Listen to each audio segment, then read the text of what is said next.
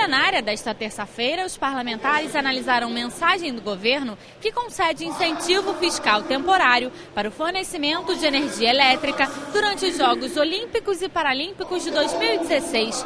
Os interessados devem se inscrever até 1º de fevereiro do ano que vem e o benefício não pode ultrapassar 170 milhões de reais. A proposta recebeu 19 emendas e retornou às comissões. O deputado Zaqueu Teixeira quer regulamentar o sistema de identificação eletrônica para pagamento de pedágio. O objetivo é facilitar o processo, permitindo que o mesmo aparelho seja utilizado em diferentes praças de pedágio e por mais de um veículo cadastrado. O texto aprovado segue para análise do governador. Você vai ter a portabilidade do tag, né? Qualquer empresa que você se associar, você vai poder passar em todos os pedágios. As empresas que controlam os pedágios é que vão ter que se adequar à lei para que esse sistema seja acessível a todos aqueles que adquirem a passagem livre, né, pelos postos de pedágio. Então, beneficia muito o consumidor, evita ele ter que ficar pulando de ter mais de um tag para poder passar nos pedágios que são diferentes. Com isso, ele vai poder escolher a melhor empresa que oferta o melhor preço, a melhor qualidade. E eu tenho certeza que isso favorece a concorrência e beneficia o consumidor. O Detran pode ser obrigado a realizar prova prática para a carteira de habilitação no prazo máximo de 1 mês após o candidato ter a permissão. As autoescolas devem divulgar a lei. Quem descumprir a regra poderá ser multado. O projeto do deputado Tiago Pampolha recebeu 3 emendas e retornou às comissões. Hoje os alunos estão esperando cerca de 3 a 4 meses para poder realizar a prova.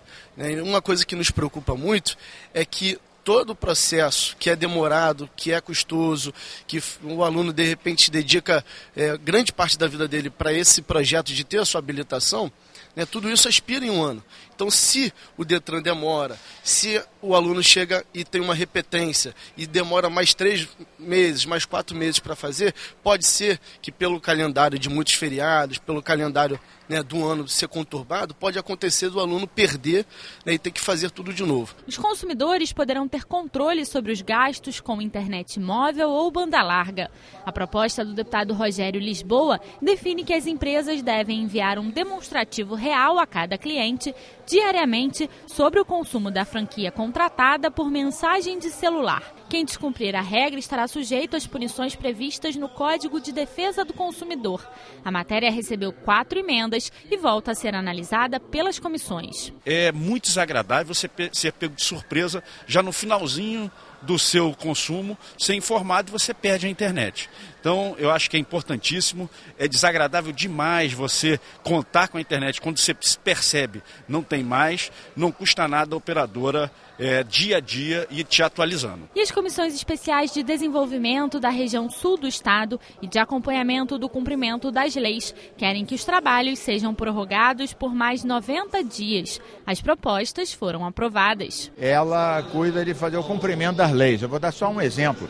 Teve uma lei que a gente conseguiu esse ano fazer cumprir, 18 anos depois, a lei dos conselhos escolares. Hoje, as 1.250 escolas estaduais têm conselhos escolares, 18 anos depois da lei. Fizemos rua, Ministério Público, audiência com o deputado Conte na Comissão de Educação, com o secretário. Assim é. A Comissão do Cumpras é fundamental, porque a gente trabalha. Criamos direitos, procedimentos, fiscalizações. Ninguém lê diário oficial. O cidadão nem sabe os direitos que tem direito. E muitas vezes as leis alimentam cupim na gaveta dos burocratas e poderosos de plantão. Cumpra-se. No expediente final, o deputado Anderson Nogueira destacou o diferencial dessa edição do Parlamento Juvenil. Já é, na minha opinião, o melhor Parlamento Juvenil da história e vai trazer um grande desafio para o ano que vem de ter que superar. Os meninos e as meninas são simplesmente encantadores, idealistas e com projetos muito bacanas. Então estou bastante feliz e acredito que mais do que eles terem entrado para a história, eles estão deixando um legado para a própria casa. Deputado Luiz Paulo criticou a concessão de incentivos fiscais para as Olimpíadas de 2016. O governo do estado vive uma crise sem precedentes na sua arrecadação de 2015, com uma perspectiva de agravamento em 2016. Por via de consequência, não é hora de dar incentivo fiscal na ordem de 170 milhões de reais, visando Jogos Olímpicos. O deputado Flávio Serafini falou sobre a interrupção das aulas na UERJ. O reitor da Universidade do Estado do Rio de Janeiro fechou a universidade em decorrência da interrupção desses pagamentos, mas sem dialogar com a própria comunidade universitária. E a gente acha que essa é uma crise que, mais que uma crise na educação, que mais uma crise financeira, é uma crise perspectiva de futuro para o Estado do Rio. O deputado Jânio Mendes participou de uma audiência pública para buscar soluções para o Instituto Politécnico de Cabo Frio. Os alunos estão sem aulas desde agosto. O Ministério Público vai encaminhar uma recomendação, a princípio, e que pode ser transformada num termo de ajuste de conduta, onde a universidade se obriga a fazer esses pagamentos e concluir esse ano letivo.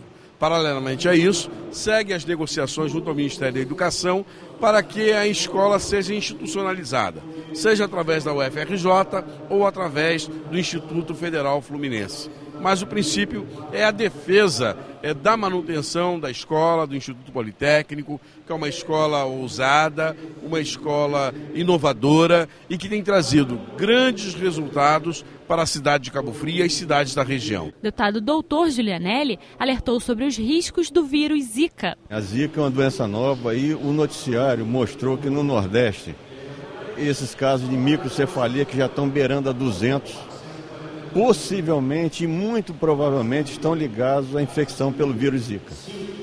E o grande agravante disso aí, a grande preocupação, é que, são duas principalmente. Essa microcefalia vai levar a um retardamento mental que é irreversível.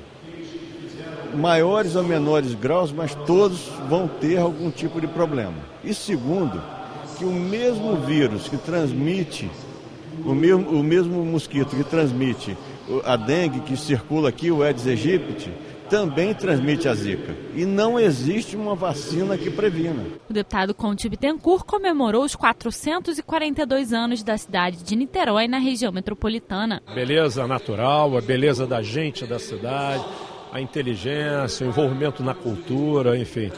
Niterói é encantadora. Dizem que a melhor coisa de Niterói é a vista do Rio de Janeiro. Hipótese alguma, a melhor coisa do Rio é a vista de Niterói. Mas, enfim, muito satisfeito com os 442 anos, apesar de muitos desafios ainda, especialmente esse ligado à segurança pública. A cidade vem sabendo construir a sua história. O deputado Valdec Carneiro entregou um documento da Alerj ao ministro do STJ, Benedito Gonçalves, pedindo que seja reavaliada a retirada dos moradores da aldeia Imbuí, em Niterói. Documentos históricos do século XIX que atestam a presença de moradores no Forte Imbuí, na área do Forte Imbuí, bem antes da fortificação militar. Há uma série de fatos novos também que o ministro ainda não conhecia. Vale dizer, o decreto reconhece aquela comunidade como comunidade tradicional, a lei que tombou todo o conjunto arquitetônico do Imbuí. Portanto, são fatos e documentos que surgiram, que sobrevieram depois do trânsito e julgado da sentença. Por isso que eu ponderei o ministro Benedito Gonçalves, que aliás nos acolheu de maneira muito elegante, muito educada e com muito tempo para ouvir, que é muito importante, que a medida cautelar, que hoje liminarmente suspende a execução da sentença, que ela seja acolhida plenamente e que com isso as famílias possam, através de seus advogados, apresentar uma nova posição através de uma ação rescisória, com esses novos documentos, com esses novos fatos. A deputada Marta Rocha comentou a audiência sobre o empoderamento da mulher na política e no esporte. Nós tomamos ciência de alguns dados. Por exemplo, até 1979, faz pouco tempo, era proibido que as mulheres praticassem futebol ou boxe. Isso não era compatível nem com o sexo, nem com a complexão física da mulher, né? Nem por isso a jogadora Marta deixou de ser 5 vezes campeã de futebol. Por outro lado, na questão da participação da mulher na política, dos 27 estados da federação, 14 não tem representação feminina. Dos 28 partidos, né, 12 não tem representação feminina. A gente não ultrapassa o teto de 10% da representação feminina. Então essa audiência mostrou que o Brasil, no universo de 190 nações, o Brasil ocupa o lugar de 158. Então eu acho que nós estamos atrás de países onde a mulher usa burca.